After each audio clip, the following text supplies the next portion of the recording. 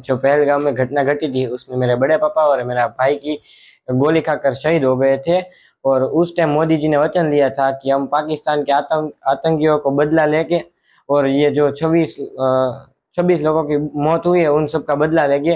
तो आज 15-16 दिन हो गए, मोदी साहब ने ऑपरेशन सिंदूर करके जो मिशन नाम दिया था उसमें वो मोदी साहब और हमारी इंडियन आर्मी ने पाकिस्तान से बदला ले लिया।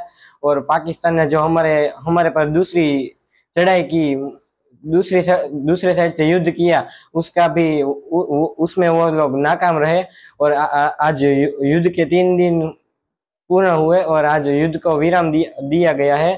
तो हम मोदी साहब और हमारी इंडियन आर्मी का खूब आभारी रहे, जो हमने हमारे परिवार के जो सदस्य गुमाए हैं उसके उसको श्रद्धांजलि मिली ऐसे हम कह सकते हैं। पर अभी जो श्रद्धांजलि हो वो पूर्ण मिली नहीं कह सकते।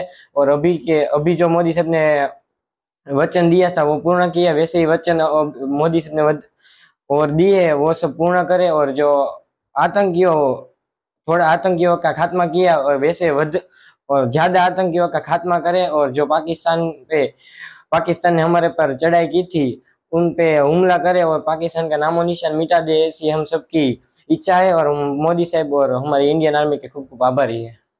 वो सब सिंधु जल की ये रखी है वो सब शुरू रखना चाहिए, क्योंकि ये जल संधि है वो शुरू रखना चाहिए। और ऐसे ही कड़क कायदे करना चाहिए जिससे पाकिस्तान वालों को पता चले, आतंकियों को पता चले कि हमने इंडिया से पंगा लेकर हम बहुत बड़ा नुकसान कर दिया है।